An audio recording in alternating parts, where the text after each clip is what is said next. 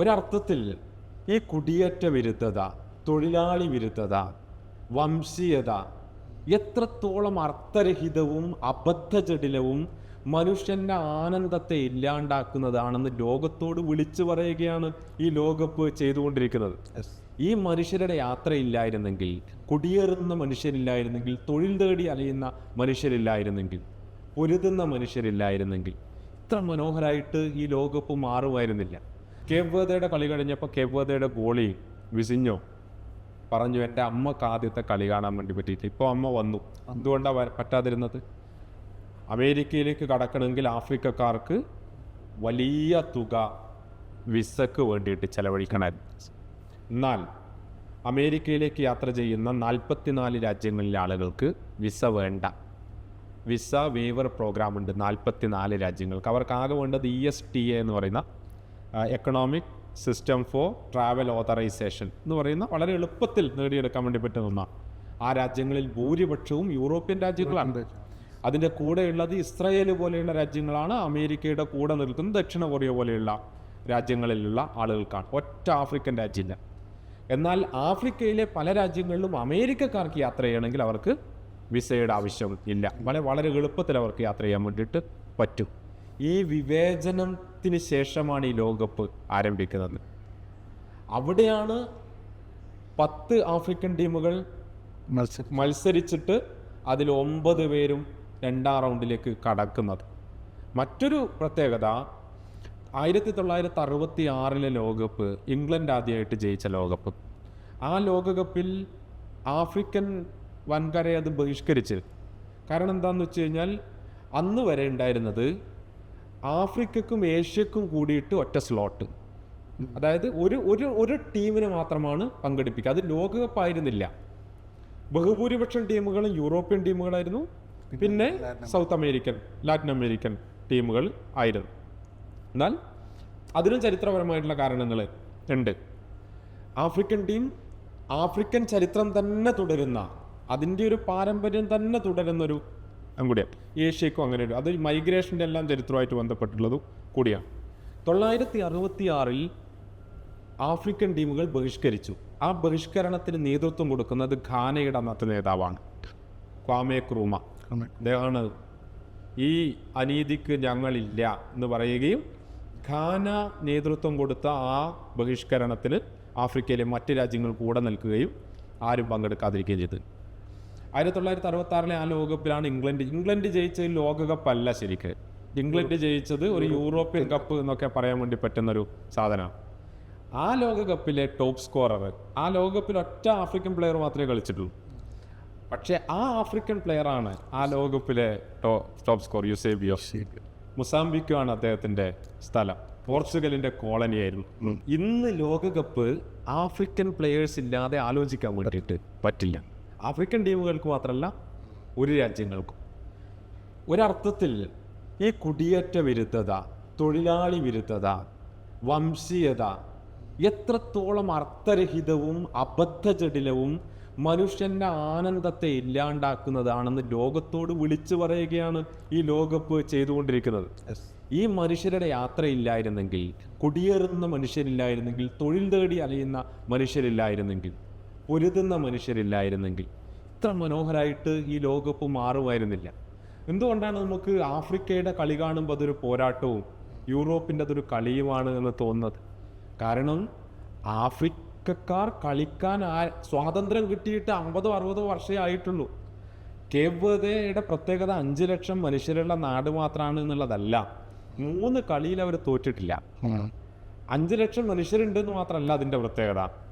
1975 അവർക്ക് സ്വാതന്ത്ര്യം കിട്ടിയത്. അതായത് കളിക്കളത്തിലേക്ക് ഇറങ്ങാൻ സ്വാതന്ത്ര്യം കിട്ടുന്ന 1975 അവരാണ് കളിക്കുന്നത്.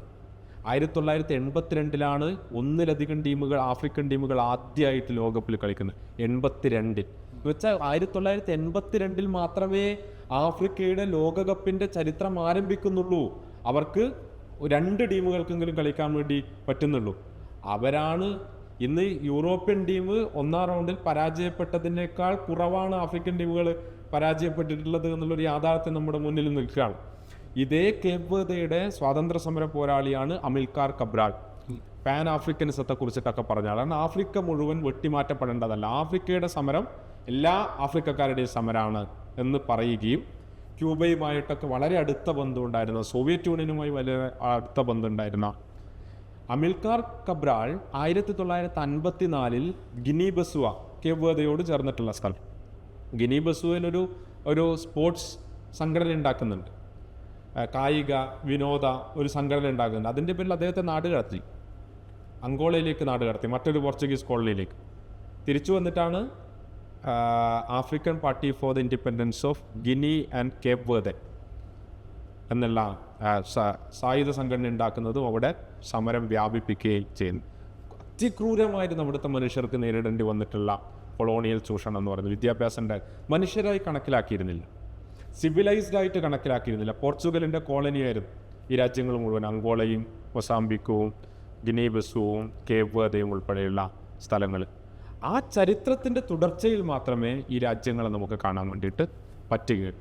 കോങ്കോയുടെ ചരിത്രം അത് തന്നെയാണ്. കോങ്കോ ഒരുപക്ഷെ മനുഷ്യ ചരിത്രത്തിൽ ഏറ്റവും ക്രൂരമായിട്ടുള്ള വേട്ടകൾ, ഭീകരത, കൊളോണിയൽ ക്രൂരതകൾ നടന്നിട്ടുള്ള സ്ഥലമാണ് കോങ്കോ. ആ കോങ്കോയിലെ മനുഷ്യരെ അടിമകളാക്കി, ബെൽജിയത്തിൻ്റെ കോളനിയായിരുന്നു കോങ്കോ. ബെൽജിയത്തിൻ്റെ 70 ഇരട്ടി വലിയ രാജ്യമാണ് കോങ്കോ. അവിടെയാണ് പതിറ്റാണ്ടുകളോളം അവിടുത്തെ മനുഷ്യരെ അടിമകളാക്കി അവരെ ഉപയോഗിച്ച് അവിടുത്തെ റബ്ബർ ഉൾപ്പെടെയുള്ള റബ്ബർ, ബോക്സൈറ്റ്, ഇതൊക്കെ വളരെ വിപുലമായിട്ടുള്ള സ്ഥലമാണ്. കോപ്പറൊക്കെ ഉള്ള സ്ഥലമാണ് കോങ്കോ. നല്ല സമ്പന്നമായിട്ടുള്ള വിഭവങ്ങളുള്ള സ്ഥലമാണ്. റബ്ബർ ശേഖരിക്കാൻ വേണ്ടിയിട്ട് അവിടുത്തെ മനുഷ്യരെ വിടും. ആ യാത്രയാക്കുമ്പോൾ അവരുടെ ഭാര്യയെയും മക്കളെയും ബെൽജിയം കൊളോണിയലിസ്റ്റുകൾ തടവിലാക്കും. തിരിച്ചു വരുന്നത് വരെ അവരെ ബലാത്സംഗം ചെയ്യും, അവരെ മർദ്ദിക്കും. തിരിച്ചു വരുമ്പോൾ നിശ്ചയിച്ച അളവ് റബ്ബർ അവർക്ക് ശേഖരിച്ച് കൊണ്ടുവരാൻ വേണ്ടി പറ്റിയിട്ടില്ലെങ്കിൽ അവരുടെ കൈവെട്ടി മാറ്റും ശിക്ഷയായിട്ട്. കൈവെട്ടി മാറ്റപ്പെട്ട മനുഷ്യരെ പ്രദർശിപ്പിക്കും മറ്റുള്ളവരെ കാണിച്ചു കൊടുക്കാൻ വേണ്ടിയിട്ട്. മൃഗങ്ങളെ ചങ്ങലക്കിടുന്നത് പോലെ ആളുകളെ ചങ്ങലക്കിട്ട് കൊണ്ട് നടക്കും. വിദ്യാലയങ്ങളിലേക്കോ ആശുപത്രികളിലേക്കോ അവർക്ക് പ്രവേശനം ഉണ്ടായിരുന്നില്ല. 1 കോടിയിലധികം മനുഷ്യർ പട്ടിണി കിടന്നവിടെ ഈ കൊളോണിയലിസ്റ്റ് ഉണ്ടാക്കിയിട്ടുള്ള ഭക്ഷ്യ ദുരന്തത്തിൽ, പട്ടിണിയിൽ, ക്ഷാമത്തിൽ മരിച്ചിട്ടുണ്ട്. കേപ്പ് വെർദെയിൽ 10 വർഷത്തിനിടയിൽ 1940 തൊട്ട് 50 വരെ അന്ന് 2 ലക്ഷം ആളുകളെ കേപ്പ് വെർദെയിലുള്ളൂ. 40,000 ആളുകൾ പട്ടിണിയിൽ മരിച്ചു എന്നുള്ളതാണ് കണക്ക്. ഈ ക്രൂരതയായിരുന്നു ആഫ്രിക്കയിലെമ്പാടും നടത്തിക്കൊണ്ടിരുന്നത്. ഘാനയിൽ അതാണ് നടന്നത്. ബ്രിട്ടൻ്റെ കോളനിയായിരുന്നു. സെനഗലും അൾജീരിയയും ഫ്രാൻസിൻ്റെ കോളനിയായിരുന്നു. മൊറോക്കോ ഫ്രാൻസിൻ്റെ കോളനിയായിരുന്നു. ഇവിടെയെല്ലാം ഈ കൊളോണിയലിസത്തിനെതിരായിട്ട് സമരം ചെയ്ത പോരാളികളെ കൊന്നുകളയുകയോ വേട്ടയാടുകയാണ് ചെയ്തിട്ടുള്ളത്. ആ ജനതയാണ്, അവരുടെ പിന്മുറക്കാരാണ് ഇന്ന് ലോകത്തിന് മുന്നിൽ വന്ന് അവർ കളിക്കുകയും കളിയാരവങ്ങൾക്കിടയിൽ നിന്ന് അവരുടെ നേതാവിൻ്റെ ഓർമ്മകളെ ലോകത്തോട് പറയുകയും ചെയ്യുന്നത്. അതുകൊണ്ട് ആഫ്രിക്ക കളിക്കുന്നത്, ആഫ്രിക്ക ഗ്രൗണ്ടിൽ ഇറങ്ങുമ്പോൾ അവിടെ നടക്കുന്ന ഒരു പോരാട്ടം. ഒരു കാര്യം കൂടി, ഈ ലോകകപ്പ് ആരംഭിക്കുന്നതിന് മുമ്പ് ഫിഫയുടെ റഫറി പാനലിൽ ഉണ്ടായിരുന്ന ഒമർ അർത്താൻ, അദ്ദേഹത്തിന് ഈ ലോകകപ്പിൽ വരാൻ വേണ്ടി പറ്റുന്നില്ല, നിയന്ത്രിക്കാൻ വേണ്ടി പറ്റിയിട്ടില്ല. കാരണം അദ്ദേഹം സൊമാലിയക്കാരനാണ്. സൊമാലിയ കഴിഞ്ഞ US-ൻ്റെ കഴിഞ്ഞ 4 പ്രസിഡന്റുമാരും ബോംബിട്ട സ്ഥലമാണ്. ബുഷും ഒബാമയും ട്രംപും ബൈഡനും എല്ലാം ബോംബിട്ട, 100 കണക്കിന് മനുഷ്യരെ കൊന്നുകളഞ്ഞിട്ടുള്ള, ഇന്നും ആ ആക്രമണം നടന്നുകൊണ്ടിരിക്കുന്ന ദരിദ്ര ആഫ്രിക്കൻ രാജ്യമാണ് സൊമാലിയ. ആ മനുഷ്യൻ തങ്ങളുടെ മണ്ണിലെ ഒരു ഫുട്ബോൾ ഗ്രൗണ്ടിൽ 90 മിനിറ്റ് പോലും, കാരണം റഫറി ഒരു ഗ്രൗണ്ടിൻ്റെ അവസാന വാക്കാണല്ലോ, ഒരു ചെറിയ കളിമൈതാനത്തിൽ 90 മിനിറ്റ് പോലും അയാൾ അവസാന വാക്കാകരുത് എന്ന സാമ്രാജ്യത്വ കുടിലതയായിരുന്നു അദ്ദേഹത്തെ മാറ്റി നിർത്തിയത്. ഞാൻ ആഫ്രിക്കൻ ടീമുകളുടെ കളി കാണുമ്പോൾ ഞാൻ കരുതുന്നത് ഒരു തരത്തിലുള്ള പാൻ ആഫ്രിക്കനിസം അവിടെ സംഭവിക്കുന്നു എന്നല്ല. പാൻ ആഫ്രിക്കനിസം ആഫ്രിക്കയുടെ ചെറുത്തുനിൽപ്പിൻ്റെ ഒരു പേര് കൂടിയാണ്. കാരണം നമ്മളെല്ലാം ഒരു ജനതയാണ് എന്നുള്ളത്, പലതായി വെട്ടിമുറിക്കപ്പെടേണ്ടവരല്ല എന്നുള്ളത്. ഒമർ അർത്താന് വേണ്ടിയിട്ട് പൊരുതുന്ന, ഞങ്ങളെ അവസാനിപ്പിക്കാൻ പറ്റില്ല എന്ന് പറയുന്ന കോങ്കോയും മൊറോക്കോയും ഈജിപ്തും ഘാനയും കേപ്പ് വെർദെയും എല്ലാമാണ് ഈ ലോകകപ്പിൽ എനിക്ക് ഏറ്റവും സന്തോഷം നൽകുന്ന ഒരു